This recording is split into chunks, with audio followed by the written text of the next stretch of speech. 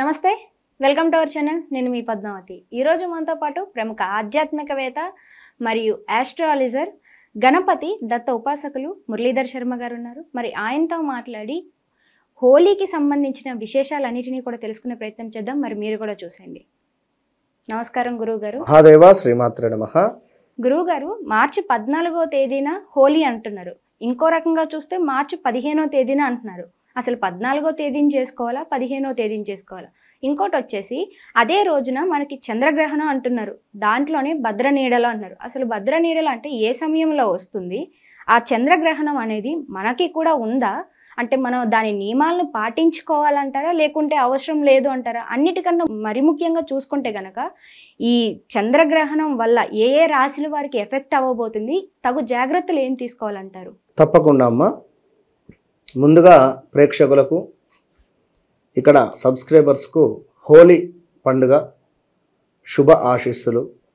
హోలీ పండుగ అనగానే మనకు భక్త ప్రహ్లాద సినిమా గుర్తుకు వస్తుంది. వాస్తవానికి కూడా భక్త ప్రహ్లాదుడు విష్ణుమూర్తుల వారికి ఎంతటి భక్తితో వేడుకుంటాడు, ఎంతటి విధమైనటువంటి భక్తి ఆ యొక్క పిల్లవానికి.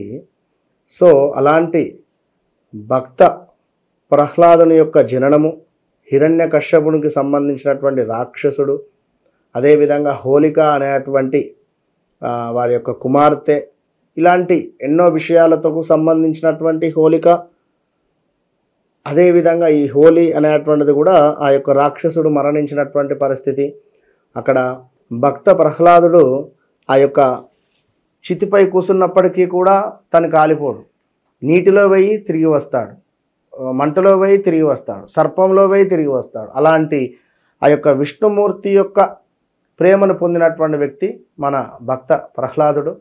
సో అదేవిధంగా శివపార్వతులకు సంబంధించి కూడా ఈశ్వరుడు తన సతి మరణించిన తర్వాత ఆ యొక్క చితాభస్మం చూసుకొని బాధపడేటువంటి సందర్భము. దాని తర్వాత ఈ యొక్క పార్వతీ అమ్మవారిగా జననము చేసినటువంటి పరిస్థితి. శంకరునికి సంబంధించి ఎలాంటి మన పార్వతీ అమ్మవారి మీద ఇంట్రెస్ట్ లేకపోవడం కావచ్చును. ఈ కామదహనము అనేటువంటి ఒక దాన్ని ఏమంటారు, ఇంట్రెస్ట్ అనేటువంటిది క్రియేట్ చేసేటువంటి పరిస్థితి. సో అలాంటి సిచ్యువేషన్ ఒకటి. శివపార్వతుల కళ్యాణంగా చెప్పుకునేటువంటి పరిస్థితి. దీంతో పాటుగా ఇలా పురాణాలలో మనకు 4-5 కథలు కూడా చెప్పడం జరుగుతూ ఉన్నది. ఏది? ఈ యొక్క హోలికాకు సంబంధించి, హోలీ ఫెస్టివల్కు సంబంధించి, రాధా కృష్ణులకు సంబంధించి కూడా ఈ యొక్క రాధమ్మ కలరు, కృష్ణుని కలరు ఉండేటువంటి పరిస్థితి. ఈ విధంగా నలుపు రంగులో ఉన్నారు అనేటువంటి భావన. మరి అక్కడ కొంత రంగులు వేసుకునేటువంటి పరిస్థితి. ఈ యొక్క కృష్ణుడు, రాధమ్మలు ఈ సందర్భంలో ఏర్పడేటువంటి ప్రేమానురాగాలు కృష్ణతత్వంగా, ఇలా చాలా మనకు కథలు చెప్పడం జరుగుతూ ఉంటుంది. సో హోలీ పండుగ అనేటువంటిది మనకు ఎప్పుడైనా కూడా పాల్గొన మాసంలో పౌర్ణమిని బేస్ చేసుకొని మనకు పౌర్ణమి ముందు ఉండేటువంటిది చతుర్దశి అనేటువంటిది. పాల్గొన మాసంలో కృష్ణపక్షంలో వచ్చేటువంటి ఈ యొక్క చతుర్దశి అనేటువంటిది ఎంతో ఇంపార్టెంట్ మనకు.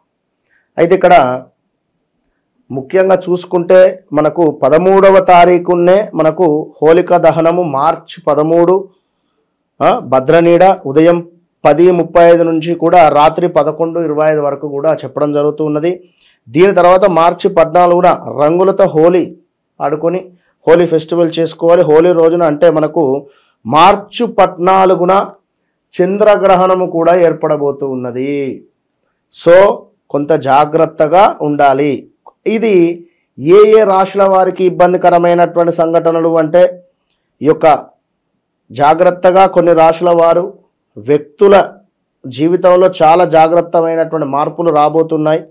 మరి అలాంటి రాశులలో మిథున రాశివారు, అదేవిధంగా వృశ్చిక రాశివారు, మకర రాశివారు, అదేవిధంగా మీనరాశివారు. సో మిథున రాశి వారికి ఈ యొక్క హోలీ రోజున చంద్రగ్రహణం ఏర్పడినందున మిథున రాశిలో కానీ మిథున లగ్నంలో కానీ జన్మించినటువంటి వ్యక్తులు చాలా జాగ్రత్తగా ఉండాలి అని మనకు చెప్పడం జరుగుతున్నది. ఎందుకంటే గ్రహణం పట్టే సమయంలో ఈ రాశి వారికి ప్రతికూలమైనటువంటి వాతావరణం ఉండే పరిస్థితి. దీంతో వీరు డబ్బు, ఆస్తి, ఆరోగ్యానికి సంబంధించినటువంటి సమస్యలు ఎదుర్కొనే పరిస్థితి, ఖర్చులు పెరిగే అవకాశం ఉంది. కుటుంబంలో సమస్యలు వస్తున్నాయి. కుటుంబ సభ్యులతో కూడా వివాదం ఏర్పడేటువంటి అవకాశం ఉంది. ఉద్యోగులు పనిలో సమస్యలను కొన్ని ఎదుర్కొనేటువంటి పరిస్థితి ఉంది.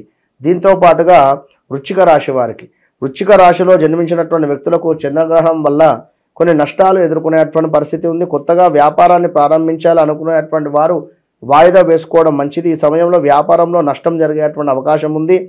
ఈ సమయంలో తొందరపడి ఎటువంటి నిర్ణయాలు కూడా తీసుకోకుండా ఉంటేనే మంచిది అని చెప్పడం జరుగుతుంది. కుటుంబ సభ్యుల ఆరోగ్యం పట్ల కూడా శ్రద్ధ వహించాలని చెప్పడం జరుగుతున్నది. మకర రాశి వారు హోలీ రోజున ఏర్పడేటువంటి చంద్రగ్రహణం కారణంగా కొంత కెరీర్లో సమస్యలు ఎదుర్కొనే పరిస్థితి ఉంది. ఆఫీసులో అధికారులు సహోద్యోగులతో సమన్వయం చేసుకోవడంలో కొన్ని ఇబ్బందులు కలిగేటువంటి అవకాశాలు సూచిస్తున్నవి. ఈ సమయంలో ఆదాయం తగ్గవచ్చును, కొంతమేర మానసిక ఒత్తిడికి కారణం కావచ్చును. ఇక మీనరాశి వారు చూసుకున్నట్టయితే వీరికి, మీనరాశి వారికి డబ్బు సంపాదించడంలో ఇబ్బందులు ఎదుర్కొంటారు. డబ్బు ఆదా చేయడంలో కూడా ఇబ్బందులు ఎదుర్కొనేటువంటి పరిస్థితి తలెత్తే పరిస్థితి ఉంది. అధిక ఖర్చులు చేయాల్సి వస్తుంది.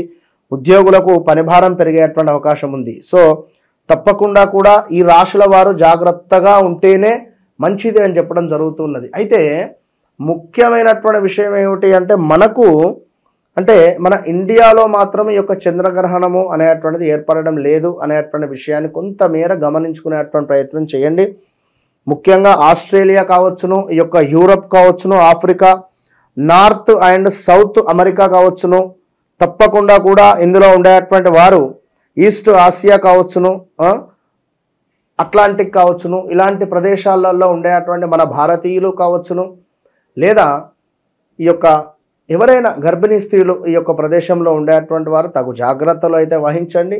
సో మొత్తం మీద మనకు కనబడేటువంటి సాక్షాత్తు భగవంతులు ఎవరైనా ఉన్నారంటే సూర్యుడు, చంద్రుడు. సో చంద్రగ్రహణం ఏర్పడేటువంటి సందర్భం మనకు ఉంది కనుక ఈరోజు తప్పకుండా విశేషంగా జపాలు కావచ్చును, ఏదైనా అభిషేకం కావచ్చును, ఇంట్లో అయినా కూడా ఈశ్వరునికి చక్కటి పూజ చేసుకున్నా కూడా ఓం నమ శివాయ అనేటువంటి మంత్రాన్ని ఈరోజు మీరు ఒక జపంలాగా చేసుకున్నా, ఈ ఇంట్లో ఉండేటువంటి శివలింగానికి అభిషేకం చేసుకున్నా, కుదిరితే బియ్యాన్ని దానంగా ఇచ్చుకున్నా విశేషమైనటువంటి మనకు ఫలితాలు కనబడుతూ ఉన్నవి.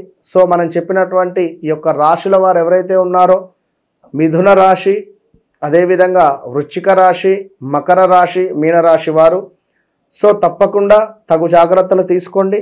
చంద్రగ్రహణము మనకు లేదు భారతదేశంలో అనేటువంటి విషయాన్ని మీకు స్పష్టం చేస్తూ ఉండేటువంటిది అమెరికా అని కానీ ఇవన్నీ కూడా చెప్పడం జరిగింది కనుక తగు జాగ్రత్తలు తీసుకోండి. All the best. గురుగారు చాలా చక్కగా వివరించారు. అయితే హోలీకి సంబంధించిన పూర్తి వివరాలను, దాంతోపాటుగా గ్రహణం గురించి కూడా చాలా చక్కగా ఎక్కడెక్కడ ఉందో పర్టికులర్గా నేమ్స్తో సహా అందరికీ అర్థమయ్యే విధంగా వివరించినందుకు మీకు కూడా ధన్యవాదాలు గురువుగారు.